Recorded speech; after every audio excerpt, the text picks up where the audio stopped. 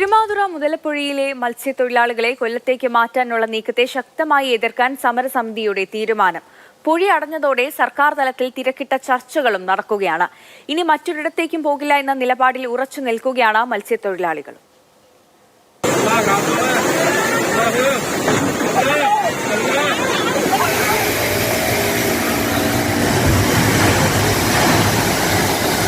ഒരു കാലത്ത് വലിയ തിരമാലകളിൽപ്പെട്ട് വള്ളം മറിഞ്ഞ അപകടങ്ങളുണ്ടാകുകയും പലർക്കും ജീവൻ നഷ്ടമാകുകയും ചെയ്ത സ്ഥലമാണ് മരണപ്പുഴി എന്നറിയപ്പെട്ടിരുന്ന പെരുമാതുറ മുതലപ്പുഴി.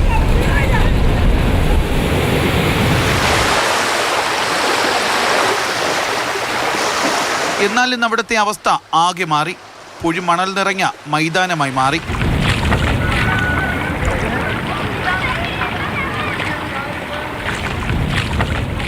ഇവിടം ഇന്നൊരു ടൂറിസ്റ്റ് ഡെസ്റ്റിനേഷൻ പോലെയായി. വേനൽക്കാലം അടിച്ചു പൊളിക്കാനെത്തുന്നവരും കൗതുകത്തിന് മത്സ്യം പിടിക്കാനെത്തുന്നവരും മാത്രമായി. മറുവശത്ത് മണൽത്തിട്ട കാരണം ഉപജീവന മാർഗം നഷ്ടപ്പെട്ടത് ആയിരങ്ങൾക്കാണ്.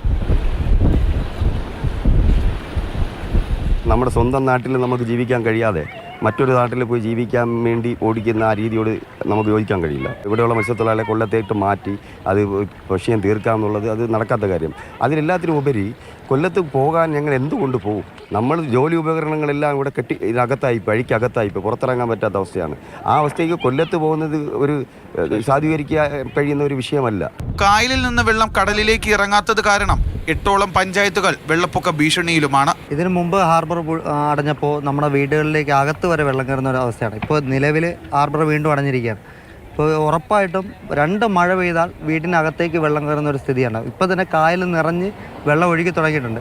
കായലിനേക്കാൾ കവിഞ്ഞൊഴുകി തുടങ്ങിയിട്ടുണ്ട്. 2 മഴയും കൂടി പെയ്താൽ വെള്ളപ്പൊക്ക ഭീഷണിയിലേക്ക് കായൽ തീരവും മാറുന്ന ഒരു സാഹചര്യമുണ്ട്. തങ്ങൾ ജനിച്ചു വളർന്ന നാട് വിട്ട് പലായനം ചെയ്യേണ്ടി വരുമോ എന്ന ആശങ്കയിലാണ് ഇവിടുത്തെ ജനങ്ങൾ.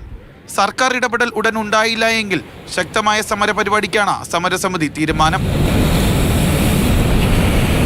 ബിജു VS-നൊപ്പം ജിബിൻ JB, മാതൃഭൂമി ന്യൂസ്, തിരുവനന്തപുരം.